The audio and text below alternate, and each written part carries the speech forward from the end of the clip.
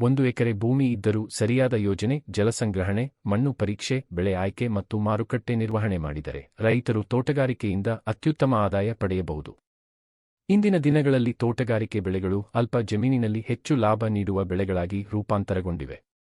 ಹಣ್ಣು ತೋಟಗಳು, ತರಕಾರಿ ಬೆಳೆಯುವಿಕೆ, ಮಸಾಲೆ ಬೆಳೆಗಳು, ಹೂ ಬೆಳೆಗಳು, ನರ್ಸರಿ ಬೆಳೆಗಳು ಮತ್ತು ಮಿಶ್ರ ತೋಟಗಳು ಒಟ್ಟಾಗಿ 1 ಎಕರೆಯಲ್ಲಿ ರೈತನ ಜೀವನ ಬದಲಾಯಿಸಬಲ್ಲ ಸಾಮರ್ಥ್ಯವನ್ನು ಹೊಂದಿವೆ. ತೋಟಗಾರಿಕೆ ಎಂಬುದು ಕೇವಲ ಬೆಳೆ ಬೆಳೆಸುವುದಲ್ಲ, ಅದು ವಿಜ್ಞಾನದ ಮೇಲೆ ಆಧಾರಿತವಾದ ಯೋಜಿತ ಕೃಷಿ ಪದ್ಧತಿ.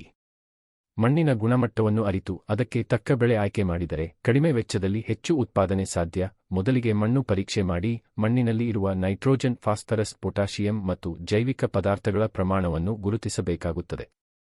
ಮರಳು ಮಣ್ಣು ಇದ್ದರೆ ನೀರು ಹಿಡಿಯುವ ಸಾಮರ್ಥ್ಯ ಕಡಿಮೆ ಆಗಿರುವುದರಿಂದ ನಿಯೋಜಿತವಾಗಿ ತುಂತುರು ನೀರಾವರಿ ಬಳಸಿದರೆ ಬೆಳೆ ಉತ್ತಮವಾಗಿ ಬೆಳೆಯುತ್ತದೆ.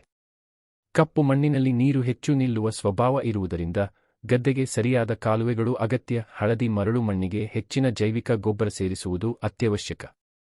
1 ಎಕರೆ ತೋಟಗಾರಿಕೆಯಲ್ಲಿ ಮೊದಲಿಗೆ ಬೆಳೆ ಆಯ್ಕೆ ಮುಖ್ಯ. ರೈತರು ತಮ್ಮ ಪ್ರದೇಶಕ್ಕೆ ತಕ್ಕಂತೆ ಹಾಗೂ ಮಾರುಕಟ್ಟೆಯಲ್ಲಿ ಹೆಚ್ಚು ಬೇಡಿಕೆಯಿರುವ ಬೆಳೆಗಳನ್ನು ಆರಿಸಿ ಬೆಳೆಯಬೇಕು. ಉದಾಹರಣೆಗೆ 1 ಎಕರೆ ಹಣ್ಣು ತೋಟದಡಿ ಸೀತಾಫಲ, ದಾಳಿಂಬೆ, ಪಪಾಯಿ, ಬಾಳೆ, ಮಾವಿನ ಮಿನಿ ತೋಟ, ಡ್ರ್ಯಾಗನ್ ಫ್ರೂಟ್ ಇವುಗಳು ಉತ್ತಮ ಆದಾಯ ನೀಡುವ ಪ್ರಮುಖ ಹಣ್ಣು ಬೆಳೆಗಳು.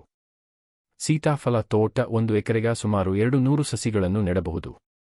ಉತ್ತಮ ನಿರ್ವಹಣೆ ಮಾಡಿದರೆ ಪ್ರತಿ ಸಸಿಯಿಂದ 2-3 ಸಾವಿರ ರೂಪಾಯಿಗಳ ಲಾಭ ಪಡೆಯಬಹುದು.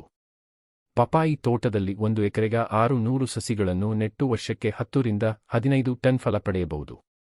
ಡ್ರ್ಯಾಗನ್ ಫ್ರೂಟ್ ತೋಟ 1 ಬಾರಿ ನಿಯೋಜನೆ ಮಾಡಿದರೆ 10 ವರ್ಷಗಳ ತನಕ ನಿರಂತರ ಆದಾಯ ನೀಡುತ್ತದೆ. ತರಕಾರಿ ತೋಟಗಾರಿಕೆ 1 ಎಕರೆಯಲ್ಲಿ ರೈತರಿಗೆ ಅತ್ಯಧಿಕ ಉಳಿತಾಯ ಮತ್ತು ಶೀಘ್ರ ಫಲಪ್ರದ. ಟೊಮ್ಯಾಟೊ, ಮೆಣಸಿನಕಾಯಿ, ಬದನೆಕಾಯಿ, ಹೆಸರಳೆ, ಕುಂಬಳಕಾಯಿ, ಬೀನ್ಸ್, ಶುಂಠಿ, ಅರಿಶಿನ ಹೀಗೆ ಹಲವಾರು ತರಕಾರಿಗಳನ್ನು ಪ್ರತಿ ಹಂಗಾಮಿನಲ್ಲಿ ಬದಲಾಯಿಸಿ ಬೆಳೆದರೆ ಸೂಕ್ತ ಆದಾಯ ಬರುತ್ತದೆ.